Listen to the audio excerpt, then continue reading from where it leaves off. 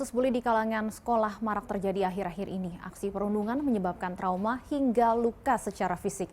Tak sedikit murid yang tidak ingin kembali ke sekolah karena mengalami trauma. Untuk membahasnya, kami sudah terhubung dengan Ketua PGRI Unifah Rosyidi. Selamat siang, Bu Unifah. Bu Unifah, kami belum bisa mendengar suara Anda. Selamat siang, Mbak. Baik, sudah Dipanggil Bu terdengar Uni dengan aja ya, jelas. Mbak. Baik, Bu Uni. Iya. Bu Uni, akhir-akhir ini kita melihat pembulian, perundungan di sekolah bukan hanya meningkat secara jumlah, tapi sepertinya tingkat keparahannya pun juga meningkat ya dibandingkan dengan yang kita lihat dulu-dulu terjadi. Tak sedikit juga korban yang mengalami luka fisik dan juga trauma. Bagaimana PGRI melihat hal tersebut? Iya. Kami kemarin bahkan merapatkannya untuk mengadakan diskusi publik soal bullying ini yang kami akan mengajak berbicara. Kita itu stop bullying dan kekerasan di sekolah. Dan datanya cukup mengkhawatirkan karena paling sedikit ada satu riset yang mengatakan 50% anak-anak mengalami bullying. Dan itu juga UNICEF juga memberikan perhatian terhadap bullying ini. Jadi kami amat sangat prihatin bagi kalangan guru. Ini nggak sekedar persoalan antara guru dan siswa, tapi persoalan yang juga sangat kompleks terkait dengan kehidupan sosial masyarakat, kehidupan di keluarga, relasinya, dan mereka melakukannya di sekolah atau di luar sekolah.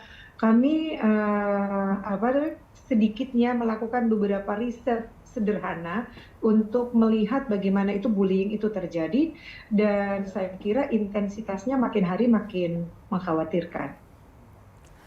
Bu Uni, lalu seperti apa seharusnya kontribusi guru BP saat ini? Kadang-kadang sepertinya banyak guru yang tidak mengetahui terjadi pembulian di sekolah.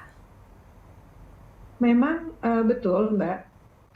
Bukan hanya tugas BP saya kira, tapi tugas semua para guru. Dan kalau BP itu biasanya after atau pencegahan disampaikan dalam bentuk sosialisasi, dalam bentuk waktu-waktu tertentu awal pembelajaran atau dalam waktu tertentu yang disiapkan di sekolah.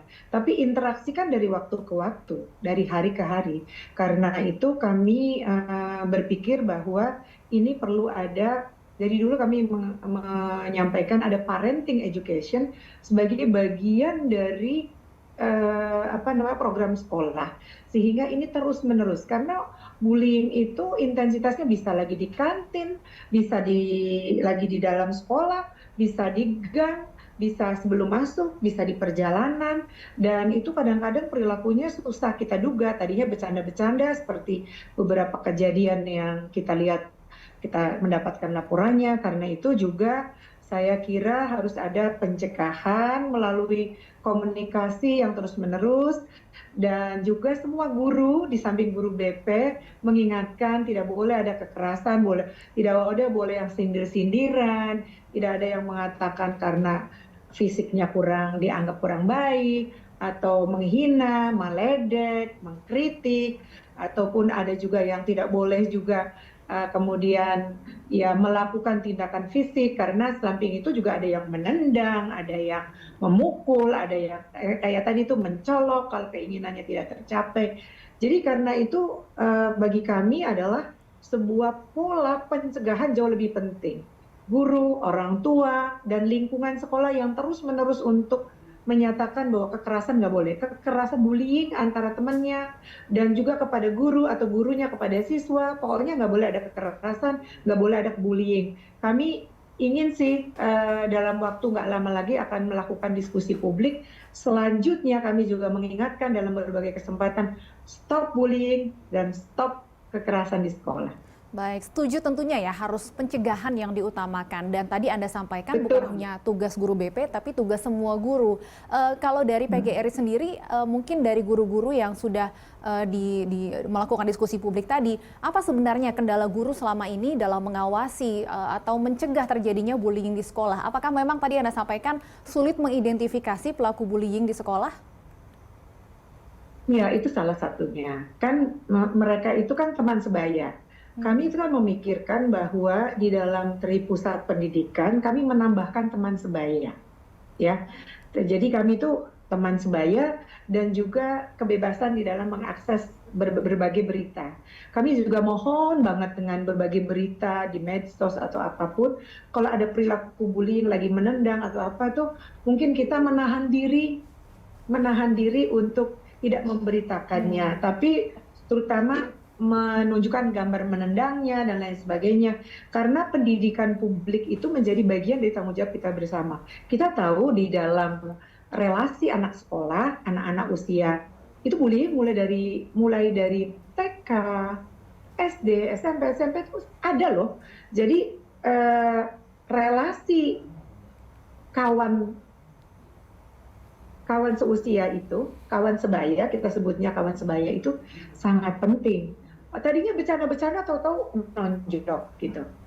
Terus kemudian dipersoalkan. Itu juga mereka juga sering melihat di permainan online dan lain sebagainya. Jadi kompleks. Karena itu saya menganggap bahwa mulai saat ini parenting education menjadi bagian sangat penting di dalam pencegahan tindakan kekerasan. Jadi parenting education itu sekali waktu orang tuanya diundang, jangan diwakilin, bukan sekedar pada saat ngambil rapot, mendiskusikan kalau ada anak-anaknya dididik di rumah, hormat, respect kepada temannya, nggak boleh mengkritik, menghina karena fisik, karena perbedaan yang lain. Itu menjadi bagian yang amat sangat penting dan kami akan selalu sampaikan di dalam berbagai pertemuan bahwa stop bullying dan stop kekerasan di sekolah. Baik, orang tua juga menjadi bagian yang tak kalah penting tentunya dalam mencegah bullying. Betul. Bu Uni, tapi kalau kemudian bullyingnya sudah terlanjur terjadi, bagaimana kemudian guru bisa mengupayakan untuk mengembalikan kepercayaan diri murid yang seringkali mereka akhirnya trauma atau menolak untuk kembali ke sekolah? Ini pertanyaan paling bagus sih menurut aku.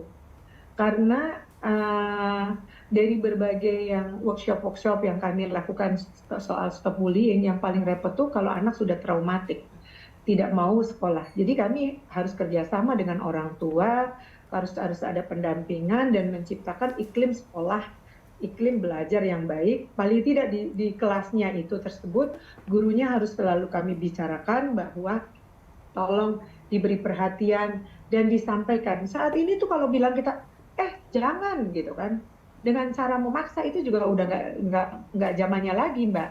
Jadi kita harus punya cara menyatakan bahwa respect kepada teman, penghormatan, dan kemudian kepada mereka-mereka yang sudah mengalami itu perlu konseling, perlu ini ya, mungkin gurunya kan harus datang ke rumah, membicarakan dengan orang tua, meyakinkan bahwa ketika datang ke sekolah suasananya lagi aman. Jadi komunikasi yang efektif sama orang tua dan kepada anak-anaknya itu adalah bagian yang penjaminan bahwa dia akan safe datang ke sekolah.